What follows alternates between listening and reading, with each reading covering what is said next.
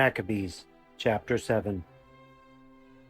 In the 151st year, Demetrius, son of Seleucus, set out from Rome, arrived with a few men at a coastal city, and began to rule there. As he was entering the royal palace of his ancestors, the soldiers seized Antiochus and Lysias to bring them to him.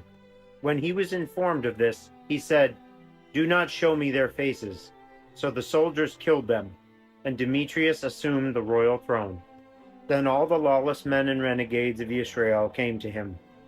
They were led by alchemists, who desired to be Kohen Gadol. They made this accusation to the king against the people. "Yehuda and his brothers have destroyed all your friends, and have driven us out of our land. So now send a man whom you trust to go and see all the destruction Yehuda has wrought on us and on the king's territory, and let him punish them and all their supporters." So the king chose Maccabees, one of the king's friends, who ruled the province west of Ephrath, a great man in the kingdom and faithful to the king.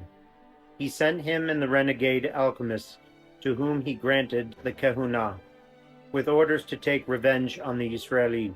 They set out, and arriving in the land of Yehuda with a great army, sent messengers who spoke deceitfully to Yehuda and his brothers in peaceful terms. But these paid no attention to their words, seeing that they had come with a great army.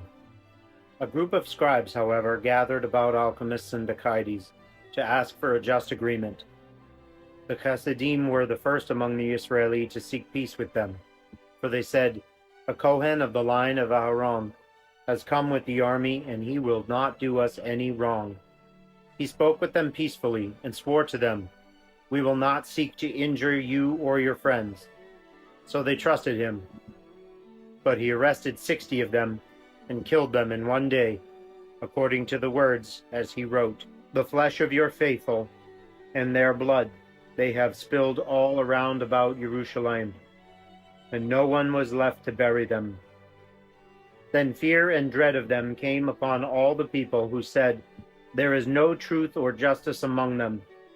They violated the agreement of the oath that they swore. Maccabees withdrew from Jerusalem and camped in Bethzaith. He had many of the men who deserted to him arrested, and some of the people. He killed them and threw them into a great cistern. He handed the province over to alchemists, leaving troops to help him, while he himself returned to the king. Alchemists struggled to maintain his kahuna, and all those who were troubling the people gathered about him. They took possession of the land of Yehuda and caused great distress in Israel. When Yehuda saw all the evils that alchemists and those with him were bringing upon the Israeli, even more than the Gentiles had, he went about all the borders of Yehuda and took revenge on the men who had deserted, preventing them from going out into the country. But when alchemists saw that Yehuda and his followers were gaining strength and realized that he could not resist them, he returned to the king and accused them of grave crimes. Then the king sent Nicanor, one of his honored officers, who was a bitter enemy of Israel, with orders to destroy the people. Nicanor came to Jerusalem with a large force, and deceitfully sent to Yehuda and his brothers this peaceable message: "Let there be no fight between me and you. I will come with a few men to meet you face to face in peace." So he went to Yehuda, and they greeted one another peaceably. But Yehuda's enemies were prepared to seize him. When he became aware that Nicanor had come to him with deceit in mind, Yehuda was afraid of him and would not meet him again. When Nicanor saw that his plan had been discovered, he went out to fight Yehuda near Kafar Salamah. About 500 of Nicanor's army fell. The rest fled to the city of David.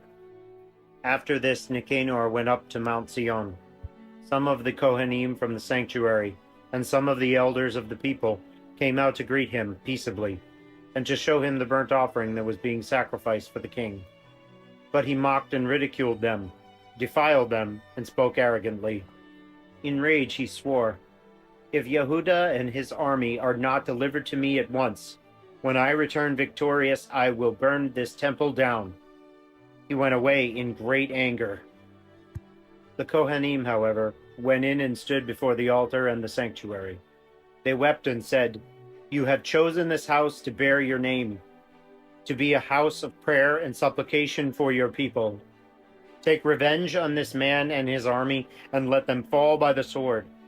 Remember their blasphemies, and do not let them continue." Nicanor left Jerusalem and camped at Betharon, where the Syrian army joined him. But Yehuda camped at Edessa with 3,000 men. Here Yehuda uttered this prayer: "When they who were sent by the king blasphemed, your angel went out and killed 185,000 of them. In the same way, crush this army before us today, and let the rest know that Nicanor spoke wickedly against your sanctuary. Judge him according to his wickedness." The armies met in battle on the 13th day of the month Adar. Nicanor's army was crushed, and he himself was first to fall in the battle. When his army saw that Nicanor had fallen, they threw down their weapons and fled. The Yehudim pursued them a day's journey from Edessa to near Gazara, blowing the trumpets behind them as signals. From all the surrounding villages of Yehuda, people came out and outflanked them. They turned them back, and all the enemies fell by the sword. Not a single one escaped. Then the Yehudim collected the spoils and the plunder.